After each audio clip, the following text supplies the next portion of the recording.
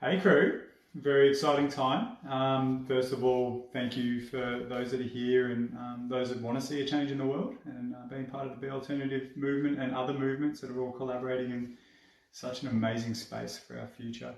Obviously, I want to pay a massive respect to our custodians of Australia, Gondwana, and also custodians across the globe. I think we can all learn a lot from them.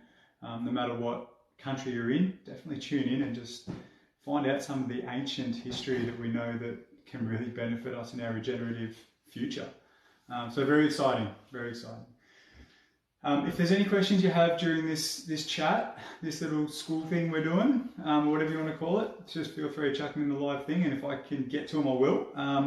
But I guess a couple of things that I wanted to touch on behalf of the Alternative is that why are we doing this? Obviously, over the next 10 weeks, it could be 5 weeks, it could be as long as everyone's engaged and everyone's enjoying it, you'll see a lot more of these sorts of conversations coming out from a lot of experts in our space.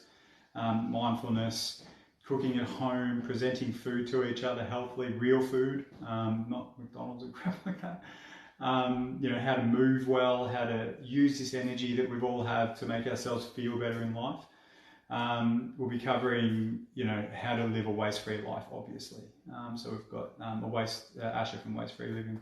She's done some amazing work, and she'll definitely tune in on that. I think we'll all have a bit of a touch on that, just because it's something that obviously is very passionate and has been one of the founders of Be Alternative.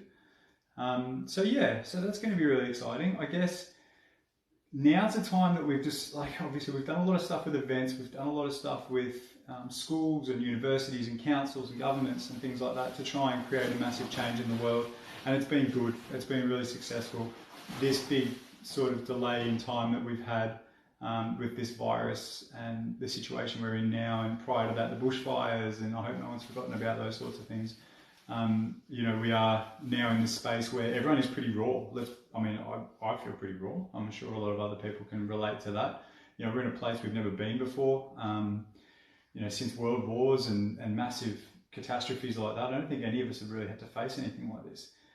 But we don't see it as a negative thing. We see it as, there was a place we were at that wasn't a great place, let's be honest. Our animals, we're losing 200 species to extinction a day on average. There's a lot of things that are happening that aren't great, and we don't feel good about it. The news is always dire and devastating and horrible, and we want to avoid that as well and try and create a new energy in the world. I guess that's why we're hitting this now. The current climate is a perfect time for this. We're going to create a new norm. We need your help.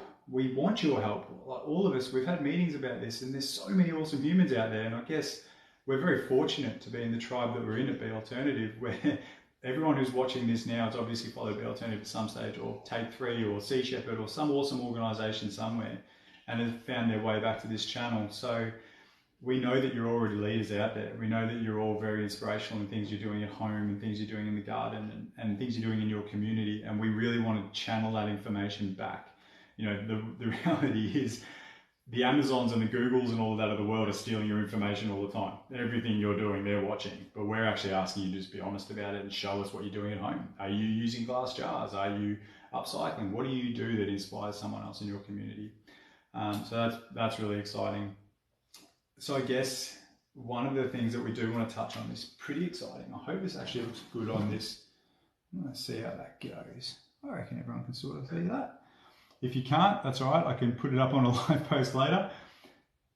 This is a little bit of history that we've sort of formulated from a lot of listening to historians,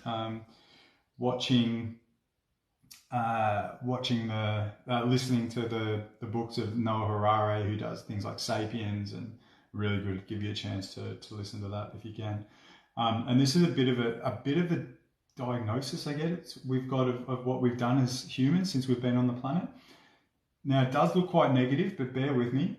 So this over here is the general health of our planet and all her beings is really good, sustainable, unsustainable, multi-species, mass extinction. We don't want to be here. Let's be honest. That's pretty dire. Up here could be anything. This is abundance. This is, who knows, maybe we can help other planets regenerate. Who knows? Let's not get ahead of ourselves, but anything's possible. This is a very humble and probably inaccurate time of our species. So our originals of Australia, we know that they've been here for more than 60,000 years. There is data now suggesting it's longer than that. And then this is a timeline through to White European, Roman, World War II, and Industrial Revolution, around about the time here to today. And if you look at this, what our suggested graph is, it's been really good, really sustainable. It's good, sustainable, unsustainable, getting close to that really dire space. Now, we're not saying this to say how bad is it and all the rest of it. The reality is, with all of this that's happened, we have learned so much as a species. We've learned what to do, what not to do. We've learned about some amazing technologies that are, you know, some people are nervous about technology. I'm definitely one of them, but there's been some amazing progressions in technology, and this destruction that's happened here has been a massive benefit of technology. But if you look, even I've got so much respect for our Indigenous. They have looked after the planet sensationally. But the reality is, even when they were around, they were responsible for mass extinction of some huge fauna in Australia. Like, we have wombats the size of cows, and they hunted them out of extinction. So no one can really put their hand up and say they've been perfect. And that's okay. There's nothing wrong with that. We are here now. Now, this is our choice. We can either keep going down here, or we can try and find sustainable. Sustainable means that you continue on the same trend you're on. We want to see a J curve. Now, that's possible. We all believe that this is really possible. That J curve starts heading upwards. Not once in our history, in our recorded history, should I say, in our recorded history, have we seen the human species actually regenerate the planet to a place where, who knows? Like, everything's always been need and necessity, and potentially an element of greed here as well. But what can this mean? What can this actually be? So this is why, you know, again, this graph is supposed to be positive. It's not supposed to be negative. This is why we're having these conversations, these 10-minute intervals, you know, bringing in people who are, you know, doing amazing things, because we want to tune into feeling. We want to tune into people actually doing amazing things to show how we can actually become a positive trend. We could use that whole that analysis of we've all either been there, or we know someone who's been there, where you go to rock bottom, you hit rock bottom in life, and you have a choice. And a lot of people, you know, tend to become amazing humans after they've been there. Some people don't, and that's very rare. But, you know, the majority of people do hit rock bottom, and they go, "Wow, life is actually worth living." Now, we've done that as a species. So, what does that mean for us? That means that the future is going to be abundant, like hugely abundant. So the exciting new world is where we want to take these conversations. And in these following weeks, as I said, we're going to have people talking about waste-free living ways. We're going to look at regenerative models. We're going to teach you about, or have a conversation about, you know, hugelkultur methods and permaculture methods, and mindfulness and gratitude and family and movement. All the things that no doubt we've all tapped into in this downtime. Let's evolve that. Let's grow that. Let's actually make that more and more available and readily and a normal part of life. So I guess one of the things that we probably weren't paying attention to at the back of our current society is that artificial intelligence is real. And this sounds a little bit way out there, but the reality is a lot of jobs are already going from artificial intelligence. Now we're using technology so we can work at home. We can make differences in a way we do things in life. You know, a lot of people are exercising at home, which is great. You know, I mean, the psychology of driving your car to the gym so you can run on a treadmill or walk on a treadmill or ride a bike is something we've been taught is okay.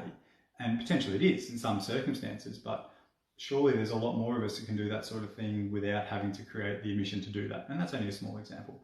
How good is everyone feeling about the way things are at the moment? We can have all of that, and we can have the quieter roads, and we can have the more animals getting around, and the bats and the birds, and, you know, all the things that no doubt people are experiencing at this amazing time. We could have that after this. We don't have to go, we have to go back to normal. The government, it's the government, whoever, after this finishes, I am fairly confident, and I think we've all seen a little bit of it already, they're going to start gaslighting. People are going to start saying, hey, we need to consume, we're going to need to buy, we need to purchase, we need to do this, we need to do that to get our economy back to the way it was, to get our way of life back. We don't feel like that's the case. We feel like our way of life needed to change. This has been a blessing in disguise in a lot of ways. You know, there's definitely been some tragedies in this war, for lack of a better term, with COVID-19, and potentially in the future we might have minute silences for the people that were casualties of this war. And after every war, there's normally been a progression in a healthier way of life most of the time. Unfortunately, sometimes there's been other things that haven't been great, but I think after this we can really get away from that consumerism society, the social conditioning and things like that that have driven us to continue to purchase, to continue to drive when we don't need to fly all over the world when, I mean, we don't really need to. And I'm not saying that I've never done it. I've flown in a lot of places, and I'm definitely not saying I'm perfect. And I'm sure there's a lot of people out there that have probably had the abundance that I've had, and we're probably sitting back now going, we don't need to do that as much. One thing I noticed that in when I was traveling overseas, there was not one place I found that had a better natural environment than Australia anyway. So there's definitely reasons to travel, but I think we can just limit it. We don't need to exploit it the way we have. So I think all those sorts of things coming together, these classes that we are going to continue to produce over the 10 minutes, we just want you to all engage with it. We just want you to share with us. And yeah, in the meantime, if you do have anything that you think is really important that you want to see different in your way of life, or something you can share with us so we can share your story, so you can be an inspired leader as well, send us an email, awesome@b-alternative. You can look it up on Google, you'll find us anywhere, or you can send it to our Facebook page. And hopefully, if you feel like it, we'll share your stories as well. This isn't about one group, one person, one state making a movement. This is about a global revolution, and there's a lot of people that believe the same thing. So we can live in abundance. We don't need to be so driven by money, and it can happen very, very quickly. So I guess one of the things that has come up is, and again, Noah Harari's book, Sapiens, sensational book. Can't say it enough. He talks a little bit about the artificial intelligence, how it's going to change jobs. Now, this is a really important metaphor. I love this. He talks about doctors and nurses. So at the moment, doctors and nurses, doctors get paid way more than nurses. Everyone wants to be a doctor because they get paid well, or a lot of people do anyway. Nurses aren't actually shined on as much, but if you look at artificial intelligence, the job that a doctor does is a lot of data analysis, research, That'll be very easily obtained by an artificial intelligence or a computer robot or something like that. That'll be one of the first jobs to go. However, a nurse is a feel-good job. She looks, or he or she looks after the patient, provides the injections, make sure that their mental health is well, and has that interaction on a very personal level. And that's much more of a feel-good job than a doctor. But at the moment, nurses get paid less than doctors. In the future, is there a chance that potentially nurses are going to be more valued than doctors, because doctors can be a job done by a computer, an algorithm, a system? If that's the case, how many of the jobs that we're doing now that we've been experiencing at home have made you feel good? How's it made you feel? That's what we want to know. We want to know how you're feeling when you're doing something good, because hopefully the new economy, the new way we think about money and the time we spend working is more based on feeling rather than money. So that's where this is going. This is where this conversation is going. Be Alternatives is also, we're trying to do what we can that is not money orientated. We know it's a single-use community at the moment, and it has to be. One of our posts a while ago, we said we're donating free Be Alternative reusable cups to cafes. We hope that cafes are doing something ethical to sort of earn that, a little bit of give and take. Maybe putting solar panels on their roof, supporting a local community group, anything like that. Plastic free would be great. Vegan options, vegetarian options, things like that. And we'll donate a box of 36 reusable cups to them so that we can bring back that reusable effort that everyone had made to get us to as a society so far. So we're open to more suggestions. Please let us know what you think can be done better. This is a massive tribe effort, and it's going to take all of you, us, you, everyone to really lift this next part of evolution for our species. So I'm really excited. Our team is so excited. We had meetings about this and we're all just really amped, really amped. So you're going to get to spend some time with some sick humans in the next 5-10 weeks, however long it is. And yeah, if you want to keep seeing more of this, give us some feedback, and yeah, we'll talk to you soon. All right, guys. I haven't seen any questions on the live feed, but if they're on there, I'm sorry, I'm not great at this, but I don't think there's any there. So thanks again for your time, guys. Spend lots of time being grateful for everything you've got, and spend some time with your family, and lots of love from us. And we'll talk to you soon. And if you want some more information on what that graph actually means, just click the message. I'll explain in better detail. Peace.